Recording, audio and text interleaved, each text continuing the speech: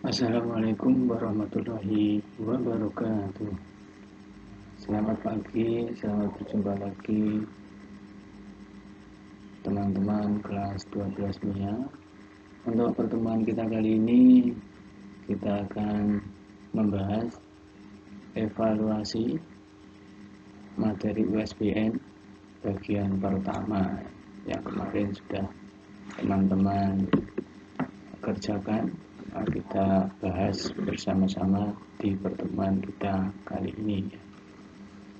Sebelumnya, silakan teman-teman untuk mempersiapkan alat tulis.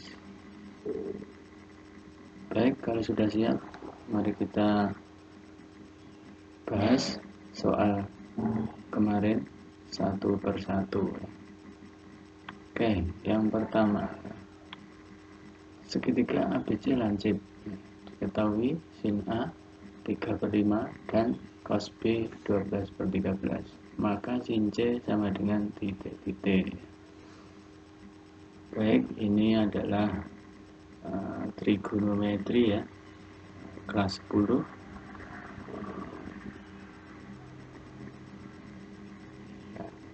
Yang pertama langkahnya tentunya kita membuat segitiga ya. Misalkan yang A,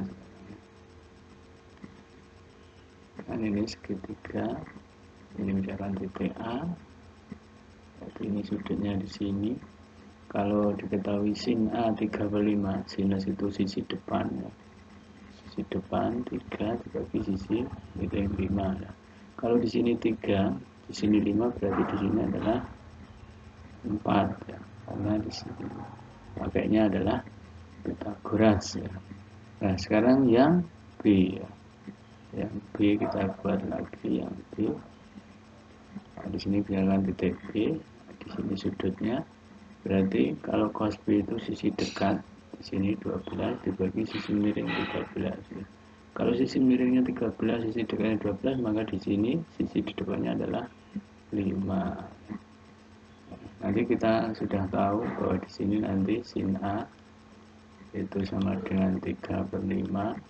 Kalau cos A itu berarti 4/5. Berarti di sini sin B 5/13. Kalau cos B berarti 12/13. Nah, pertanyaannya adalah sin C berapa? Kita tahu bahwa di setiap segitiga itu adalah sudutnya adalah semuanya 180 derajat. Maka bisa kita simpulkan bahwa sin C itu bisa ditulis sin 180 dikurangi sudut A ditambah sudut B. Oke, sinus di kuadran 2, karena 180 dikurangi itu adalah di kuadran 2 ini. Ini di kuadran 2. Berarti nilainya adalah positif ya. Berarti ini jadinya sin A ditambah B. Nah, sekarang sin A ditambah B kelas 10 bagaimana?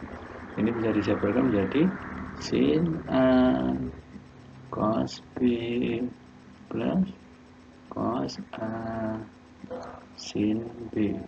Tinggal kita masukkan tadi sin A sudah ada, yaitu 3/5. Cos B nya adalah 12/13 plus cos A nya adalah 4/5.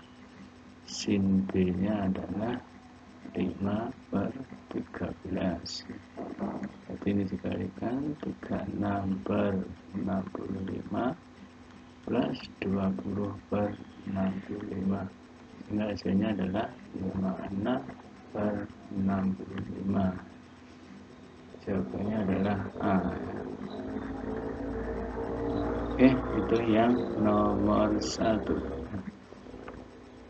Kita lanjut yang nomor 2.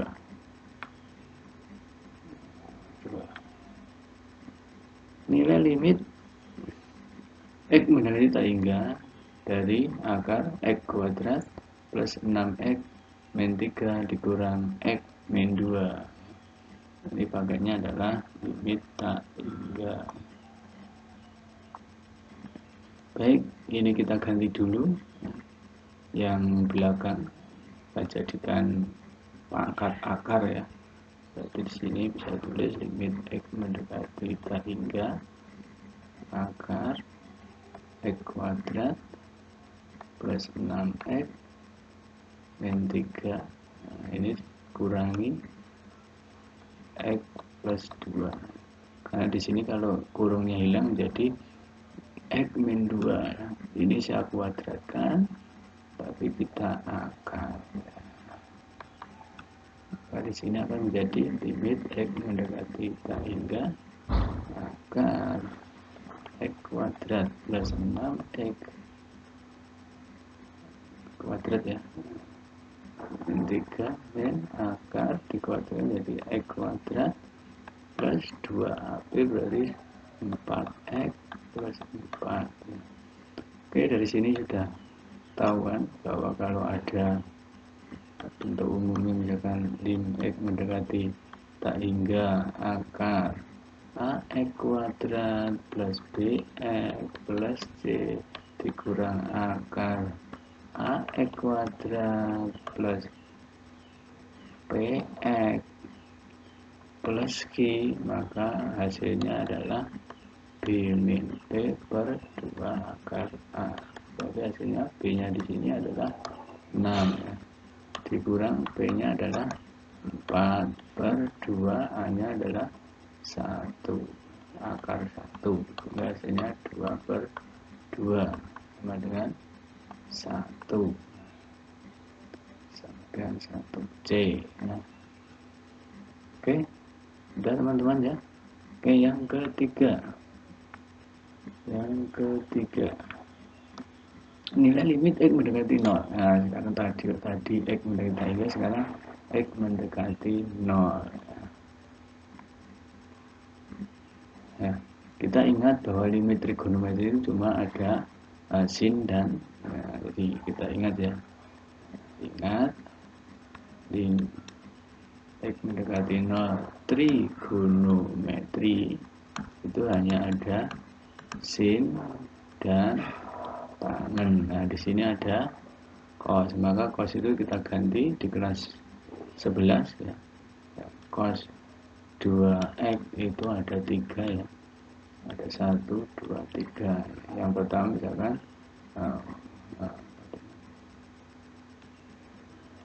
cos kuadrat x min sin kuadrat x.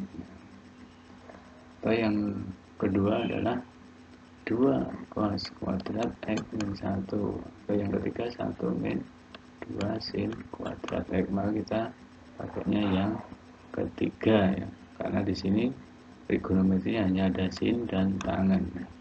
Maka di sini kita bisa menuliskan menjadi limit x mendekati 0 3x tan x per 2 min 2 ini diganti menjadi 1 min 2 sin kuadrat x.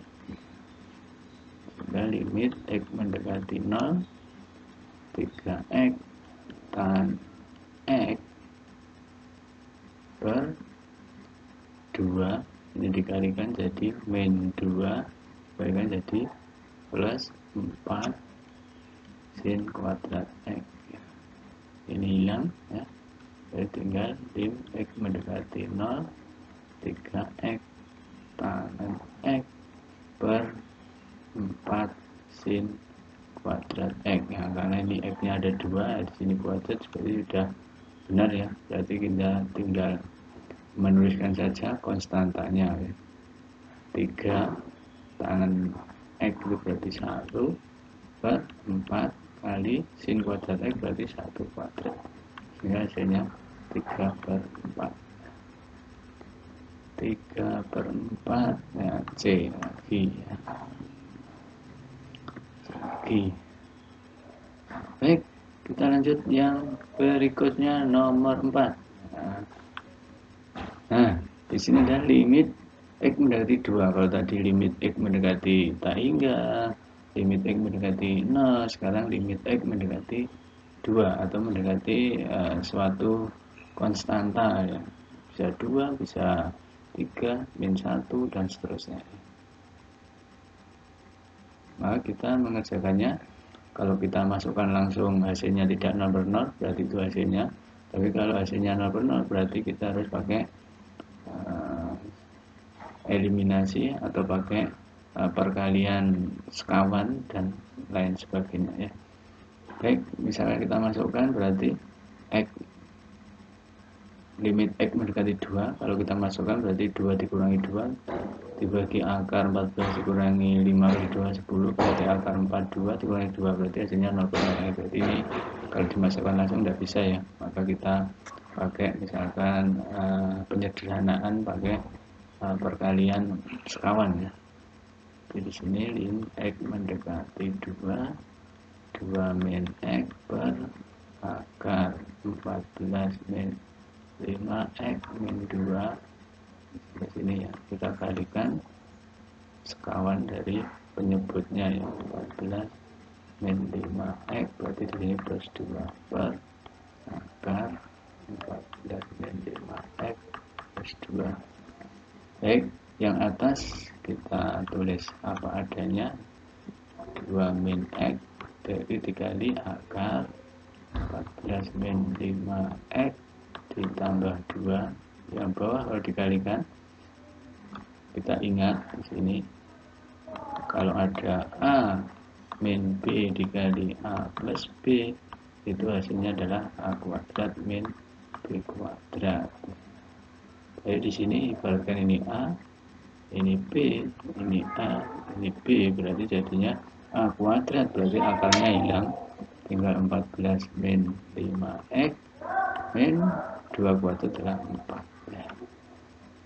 Sehingga hasilnya limit X mendekati 2 min X kali akar 14 min 5X plus 2 per 14 kurangi 4 adalah 10 min 5X. Nah, berarti yang bawah ini kita bisa tuliskan menjadi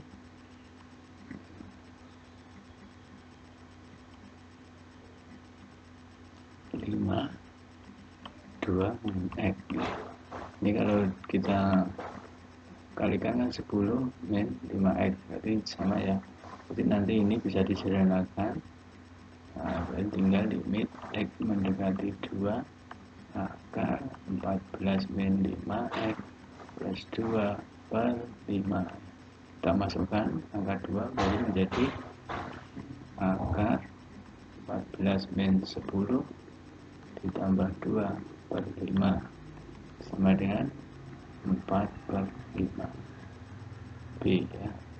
Nah, karena akar 2 ditambah 2 4 bagi 5 ya. Baik, kita lanjut yang berikutnya ya, yang kelima atau yang terakhir di pertemuan kita kali ini ya. Yang kelima, nah ini tentang persamaan kuadrat ya. Akar-akar persamaan kuadrat X kuadrat plus 7X ya, min 2 sama dengan 0 adalah P dan Q. Jadi akarnya ini adalah P dan Q ya.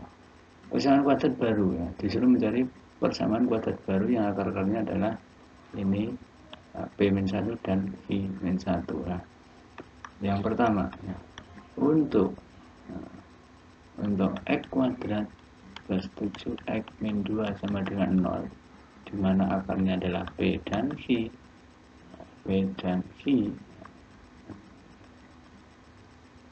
Maka di sini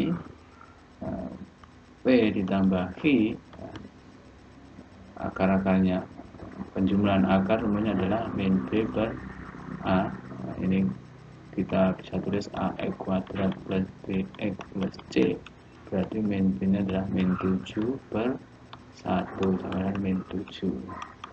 Berikutnya, kalau perkalian akarnya adalah C per A, C nya adalah min 2, A nya 1, berarti min 2. Nah, sekarang yang kedua adalah untuk PK baru ya. Terus PK new ya, dimana akarnya adalah P min 1.